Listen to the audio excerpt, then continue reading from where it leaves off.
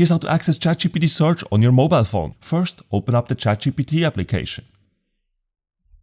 Then make sure to tap on the globe icon right here.